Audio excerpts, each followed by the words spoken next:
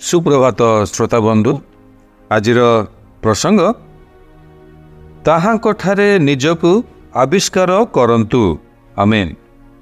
आज मननीत शास्त्रांश जिरिमिया भाववादी पुस्तक 29 पर्व 13 पद एवं 14 पद। आउ तुम्हे माने आंबकु अन्वेषण करिवो ओ सर्वांतकरण सहित आंबकु खोजिले आंबर उद्देश्य पाइबो आमेन। सदाप्रभु कहती आंबे तुम मानकु आंबर उद्देश्य पाइबाकु देबा पुणी आंबे तुम मानकर बंदित्वावस्था परिवर्तन करिबा। हालेलुया। प्रिय माने जदि आज शैतान रो बंधन रूपक बंदित्वावस्था रे आपण माने अछंती ताले प्रभु आपण मानकर बंदित्वावस्था को परिवर्तन करिबाकु जाउ अछंती। आमेन। हालेलुया। ताहांकु सर्वदा अन्वेषण करी ताहांक सहभागितारे रुहंतु।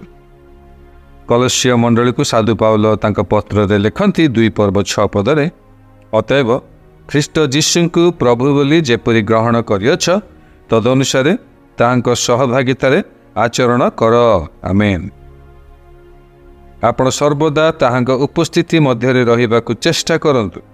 ख्रीष्ट विश्वासी और विश्वासिनी भावरे ताहांकर जीवंत साक्षी होई ताहांकर गौरवर कारण हुअन्तु।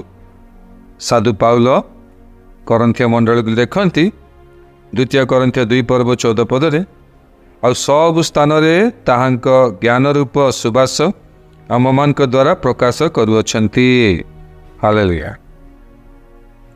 मोर प्रिय श्रोता बंधु आपण सब स्थान रे ताहांकर आराधना और प्रशंसा रूपक जीवन यापन करंतु।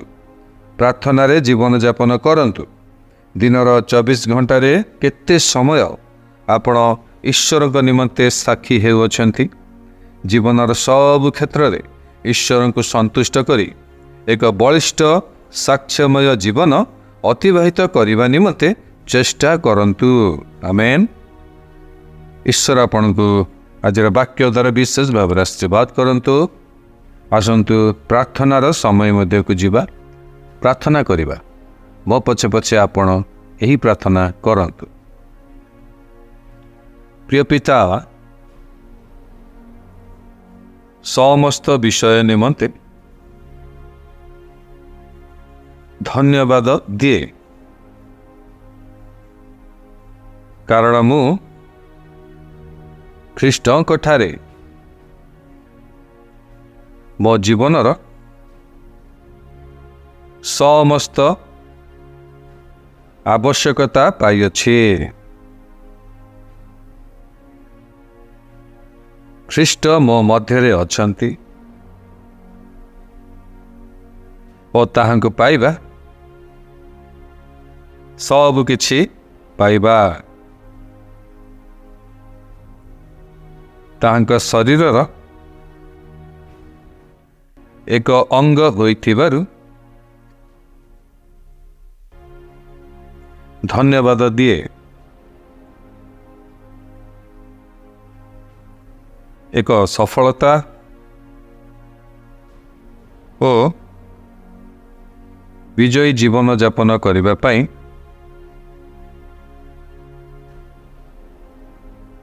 मते अनुग्रह करंतु।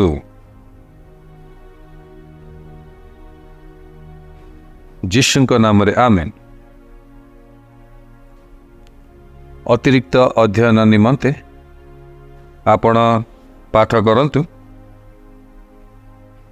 प्रथम करंथिया 6 पर्व 17 पद एवं कलस्य 1 पर्व 27 पद। ईश्वर आपण को आज दिन रे विशेष भाव रे आशीर्वाद करने सहित आज वाक्य ताहांक ठारे निजकु आविष्कार करने निमंते प्रभु आपण को साहाय्य उपकार एवं अनुग्रह प्रदान करंतु। आमेन।